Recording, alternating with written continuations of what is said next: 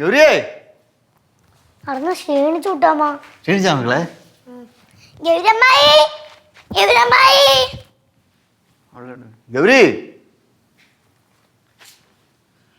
കേശവോടാ? അവന്റെ ചീരുവാ, ശ്രീനിയാ. ആരെ വിളിച്ചിട്ട് അങ്ങോട്ട് ഇപ്പൊ വരാന്ന് പറഞ്ഞിട്ടുണ്ട്. ഇന്നെല്ലാം കൊണ്ട് അടിപൊളിയായിരുന്നു. അടിപൊളിയായിരുന്നു. ആദ്യം ഐസ്ക്രീം, പിന്നെ മുട്ടായി, പിന്നെ വീണ്ടും ഐസ്ക്രീം.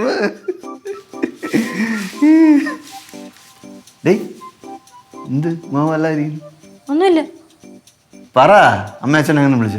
ശേ ഇല്ലെന്നേ. പിന്നെ ചേച്ചി വിളിച്ചായിരിക്കും.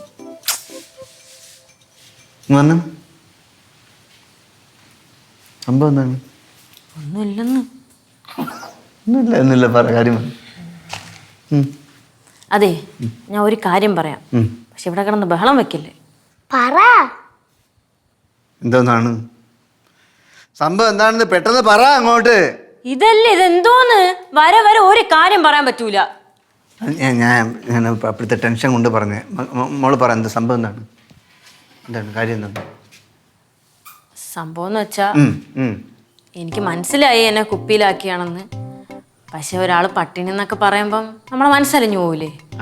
പക്ഷെ എനിക്ക് തോന്നുന്നു പറ്റിച്ചൊന്നുമല്ല, എന്തോ ഒരു അവസ്ഥയിലാണ് സംഭവം. ആരെങ്കിലും വന്ന് സങ്കടം പറഞ്ഞപ്പോഴത്തേക്ക് മാലയോ വളയങ്ങാനും ഊരി കൊടുത്താ? എന്താണ്?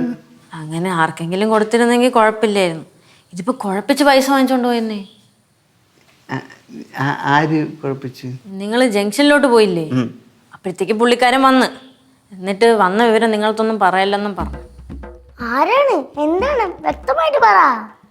അതായത് ബാസി എണ്ണം വന്ന്. എന്നിട്ട് പുള്ളി ഒരിടത്തുനിന്ന് സാധനം വാങ്ങിച്ച്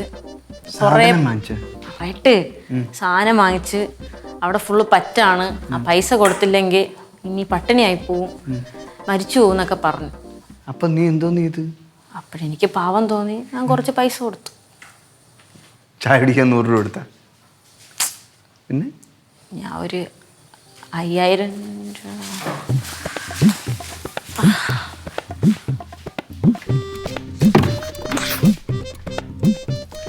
കണ്ണ് തപ്പിയപ്പോ സെന്റ് അടിച്ച് പൈസ വാങ്ങിച്ചോണ്ട് പോയി.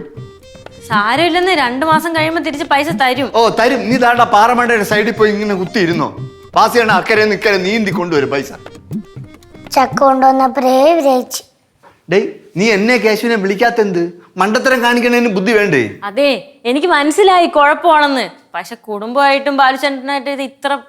കുടുംബമായിട്ട് അവരുമായിട്ടാണ് ബന്ധം, ബാലുചേട്ടനും ബാസിയേട്ടനായിട്ട്. നീയായിട്ട് ഇങ്ങനെ സംസാരിക്കും? പിന്നെ എങ്ങനെ സംസാരിക്കണെന്ന്? കയ്യോടെ പൊക്കിയ പൈസ കിട്ടും. കയ്യോടെ പൊക്കിയ പൈസ കിട്ടും. അല്ലെങ്കിൽ ആ 5000 രൂപ തീരുന്നവര് ഏരിയ കാണൂല. ഈ ഏരിയ കാണൂല. ശരിയാണ്. എന്താ പറഞ്ഞത്? ശ്രീ, പൈസ പോണെങ്കി പോട്ട്. ചിലപ്പോ സാധനം വാങ്ങാനാണെങ്കിലോ? ആ സാധനം വാങ്ങിക്കാൻ തന്നെ. പക്ഷെ കേശാണ് വേണമായിരുന്നു. ഒരുത്തന്നെ വരണ്ട, എനിക്കറിയാം എങ്ങനെ പൈസ വാങ്ങിക്കണം. ശ്രീ, ഇത് എങ്ങോട്ട് പോണേ? അതല്ല വഴി. വഴി മറന്നുപോയി. എന്റെ പൊന്നശ്രീ, അടിയൊന്നും ഉണ്ടാക്കണ്ട. അമ്മായി എന്തിനു മണ്ടത്തരം കാണിച്ചേ? പോയി, നീയും കൂടെ തുടങ്ങാതെ.